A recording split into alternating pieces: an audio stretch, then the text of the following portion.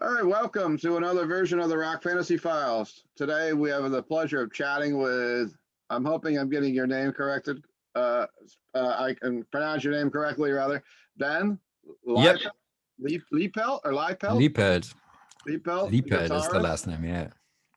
of the German death metal outfit Endseeker. Welcome to the show, Ben. And where are you chatting with us from today? Are you in Germany? Yeah, I'm in Germany. I live very close to Hamburg, which is in the northern part of Germany. And I'm sitting here in my home office. That's where I spend my time. Exactly. Same place I am at the moment. This is my office. So we're here to chat a little bit about, of course, mostly about, you have a brand new album being released on April 16th, I believe, entitled Mount Carcass on Metal Yep. Blade Records. What can you tell our viewers about the exciting new album? The album is awesome and everybody should get it. It was we wrote the album last year during the worst time of the pandemic when all our shows got canceled that we had planned for last year. And instead of just sitting around doing nothing, we decided, okay, let's be creative and let's write a new record. So we spent basically the whole year writing those songs and went into the studio in November. And here we are, just it's not that much time left until it's released, and we're super excited. So what are some of your favorite tracks on the album, or some stuff that you'd like to talk to about some of the songs on the record we could go over today if you got the time? Yeah, sure, of course. One of my favorite songs on the record is Merciless Tide, the second track, because it has this mid-tempo boat thrower groove going on in the verse, and how I think that it's such a great melody in the chorus. It's a great track. Always gets me into a good mood when I listen to it and when I play it. But actually, of course, I love all the songs on the record, but this one sticks a little out for me. And I also love Count the Dead very much. Probably the slowest song on the record, but it has a strong message and it has a strong melody, strong riffs going on. Really like that. Excellent. What was that message about on that song? May I ask? It's one of the more political songs on the record, and this is about like the civil unrest going on in the world, in every part of the world. Just to name a few, like the Black Lives Matter thing that was pretty global, or the protests in Hong Kong and all this stuff. We had some pretty serious protests in the UK as well, and over here in Germany. And the news is full of that shit, and the whole world is going crazy, and with oppressive regimes everywhere and stuff like that, so. And we were so fed up with that and watching all this shit on the news, and it really drags you down. So we made a song about that, and that, it was a great relief, though. Yeah, it was cool. Excellent. It's been a very tough year. No one's getting around that. We're almost I'm filming this today on March 2nd. We were still kind of normal March 2nd a year ago, but in a few more days is when here we are. Right. In the black cloud of 2020, 2021. How does this album differ from 2019's release, The Harvest? It's a little more straight. It has a little bit more of a punk or crust kind of feel to it. Like the song structure is a little thinner and a little simpler, I think. So I think it's a little easier to listen to than The Harvest. The Harvest was a little bit more progressive and more technical. With some of the songs were more complex, but this time we just we threw overboard everything that wasn't necessary for the songs and just try to make good songs that are like fun to play, fun to listen to, and help us through this pandemic in a positive way. This is where we ended up. So there's probably a few viewers that have checked into the channel today and maybe have never heard your band before or heard about your band first timers. how do you describe your band style and maybe just a little bio on the band, members and whatnot all together? I'm throwing a bunch at you at once maybe there, but yeah, let's just talk about Endseeker. What style of music are you? Oh, I like basically we're playing old school death metal in the fashion of early 90s Swedish death metal, like Entomb, Dismember, Grave, At the Gates, Unleashed, you name it, stuff like that. True. So that was the initial idea of that, and of course over the time and with all our influences, I think we have evolved a little bit, still staying true to the Swedish death metal sound with the chainsaw guitars, but we definitely have a lot of more influences in our music. You can hear a lot of Bolt Thrower, Gorefest, Morbid Angel, Cannibal Corpse, Mm-hmm. whatever in it, Slayer. That's we like so many bands, and obviously everything Okay. that you like inspires you and influences the riffs that you write. So there's a lot of stuff in our music. So, a brief history of the band. Now, we just talked about how the new album Mount Carcass is coming out in April. How many albums do you have before this, for someone that doesn't know? And I've done some research. I've listened to some, but for our viewers, let's go over some of the Yeah. releases you've had in the past. So Mount Carcass is our third full-length album. We had two before. In 2019, we released The Harvest, also on Metal Blade Records. Okay. And before that, we had our first album, Flashhammer Prophecy. That was on a small underground label. And before that, we had the Corrosive Revelation EP. Okay. Yeah. And In what year did you 2015, start? I'm sorry, what year did you start the band? I think the band was formed in late 2014, and Okay. I joined in as the last member, I think like April 2015 or something. And at that point, the songs for the EP were already done. They were already finished. Mm-hmm. Mm-hmm. A question I asked all my guests, and I haven't prepared you for this. An album that changed your life. Oh man, there's so many. But well, what of you can pull together? I guess. okay, I know it's a horrible question sometimes. okay, but an album that really, really changed my life was Ride the Lightning from Metallica. Okay. Because that was the first metal record that I listened to.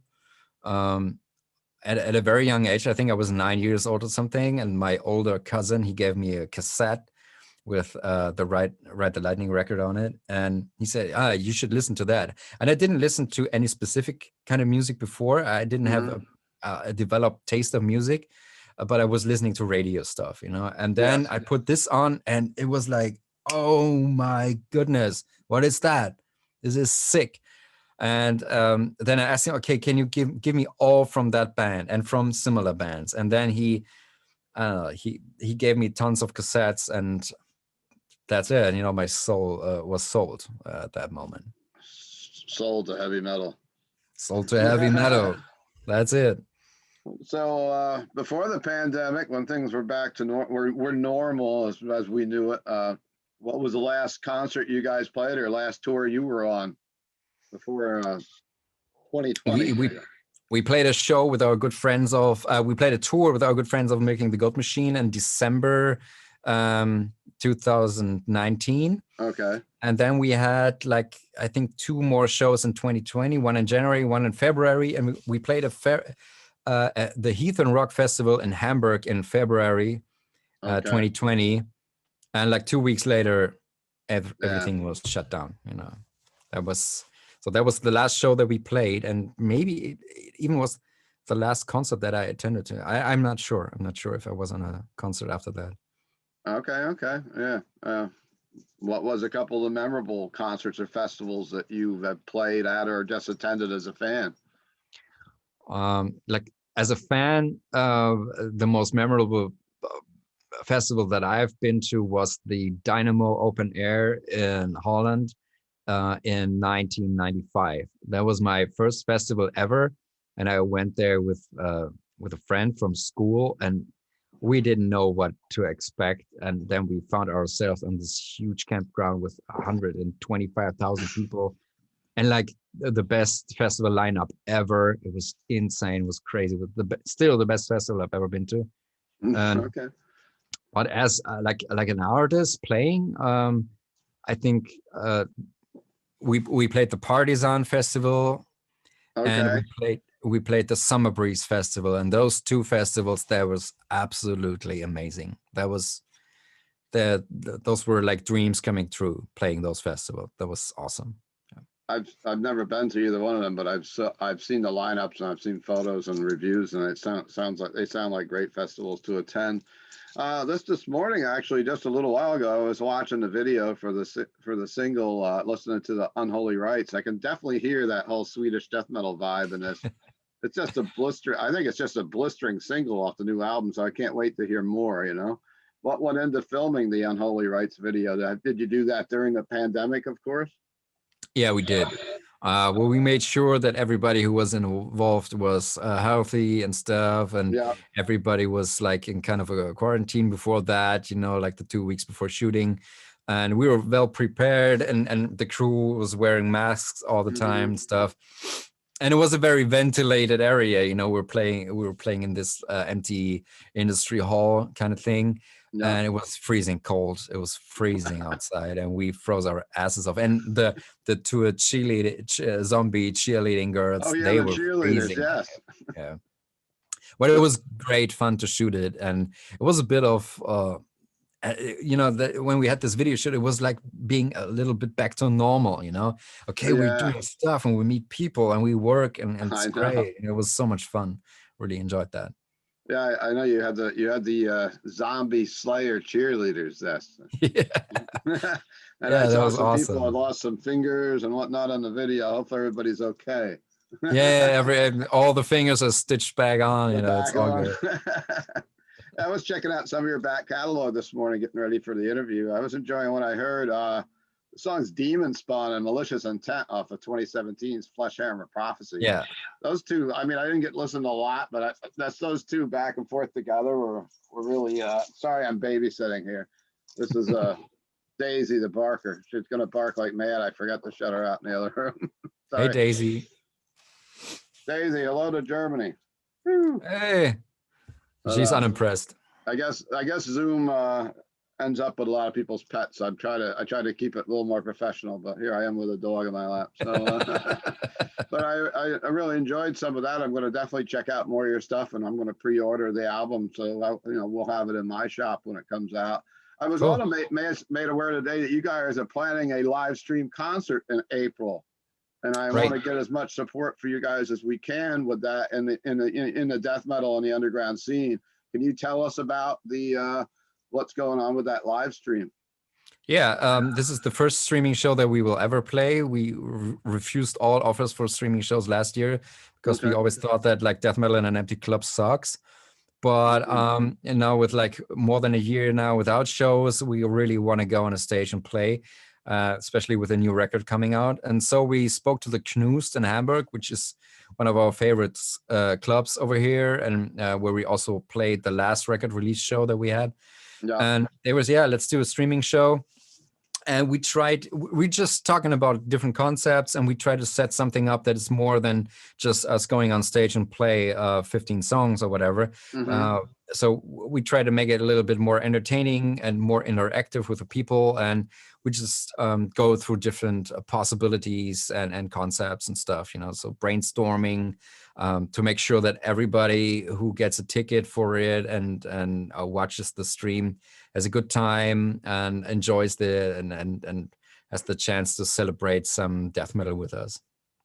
I felt the exact same way about the streaming. Of course, who was prepared for what we've lived through in the last 12 months? And at first it was so weird. I mean, anything was weird. Like pro wrestling was on in the States. It was the only sport that survived, and they were wrestling without a crowd, without the applause. So it was kind of like, and then, gradually I started, I rented a few streams. I figured it was a great way to support the bands. Everybody needs our support as much as we can do right now. I did watch the one from Death Angel. And Will Carroll's a regular on our panel on the Rock Fantasy Files from Death Angel. And Goat Horror, I watched their stream. I watched the Destruction stream, and Asphyx did a stream not too long ago. Yeah. But it's a great way just now when you do have a new album come out, we all long to see it performed. And if that's the only way we can do it, sitting in our living room with a beer in our hand and at least knowing we're supporting it. You know, I tried to buy a shirt and whatnot from the bands too, just like, you know, in the live stream. What were a couple of the different ideas you had for the live stream you were saying? Are you still working on them? It's nothing that I can talk about at this point, but Okay. we were working on stuff, and we have to like we're collecting ideas inside the band, and then we have to talk to the club and the people who run the stream to check what's possible and what's not. You know, so I don't want to promise anything now that we cannot Okay, hold up yeah, to. yeah. So, but yeah, we try to. I think alcohol will be involved in this somehow. Well, yeah, should be probably, right? Alcohol kills the virus on our hands, so maybe if we drink a little with it, it'll kill it in case it gets in our mouth. May have to Yeah. snort it through your nose a little. Yeah, But that's right. We have our own vaccine, huh? yeah, what do you got? What are you drinking this morning or this afternoon? It's evening over here, but it's an alcohol-free Heineken actually. Oh, an 'Cause alcohol-free one. Okay, you're not getting yeah, too because drunk. I'm in an. I think this is the third out of 6 interviews that I have today. Okay. So I don't want to get shit faced, you know, in the middle Yeah. of the Okay. interviews and then talk shit for the rest of the evening. You know. I know what you mean. I know what you mean. So, what's the current lineup in the band? What could tell us? Maybe go over the lineup and the other members in the band with our viewers. Yeah, we have first of all we have a consistent lineup, so we didn't have any lineup changes Okay. at all in the 6 years of our existence, which is pretty cool. I think and we have a great chemistry, and Yuri, the other guitarist, and Kuma, our drummer, they have played in different bands together before. They know each other forever already, and those were the 2 guys who founded the band. And Agad, our bass player, I played with him in my former band, Buried in Black, together. And Lenny, our singer, he also sings in a tech death band named Devastator, also located in Hamburg. So yeah, he has 2 bands running, but I think Devastator doesn't do that much at the moment. But I knew everybody before we got together as a band, you know, because we were all from the Hamburg music scene, and when you're somehow at the same age level, of course you know each other, you know. So we weren't total strangers to one another. That's awesome. Anything else you'd like to add to the interview today? I think covered most of my bases on my end. Yeah, I think that was wrapping up the whole thing pretty well. So all I gotta say is thanks for taking your time, and thanks for supporting us with putting us on your show and stuff. You know, we really absolutely appreciate it. It's great, and it's good to see that like people from all over the world have like interest in our band and enjoy our music and stuff. And once this pandemic shit is over and we're able to tour again, I really hope that we get the chance to go to all corners of the world, you know, and play the US and play all over Europe and Asia and stuff, and just meet people and meet music fans and have a good time. Sorry about that. I forgot to shut my phone off. You see, I'm having some rookie mistakes here this morning. That's unprofessional, man. I'm very unprofessional. You'll never do another interview with Rock Fantasy again. I've got my dog, the phone was ringing, and But yeah, I'm just all about trying to support bands. And I mean, when I opened my store in 1985, the reason we opened was it was hard to find heavy metal vinyl.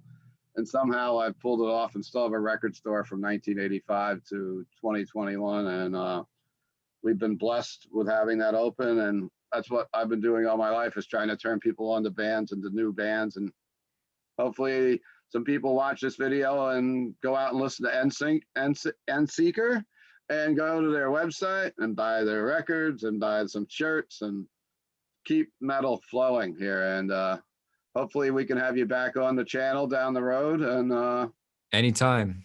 Please hit subscribe. Maybe some of Ben's followers can subscribe to the channel. It helps you find out more shows we're doing. And we've got plenty of great interviews coming up and band panels and whatnot coming up in the next week or two. All right. So thank you guys for joining in, and please like and comment your comments about the band and anything else you'd like to talk about. Thank you. Thank you.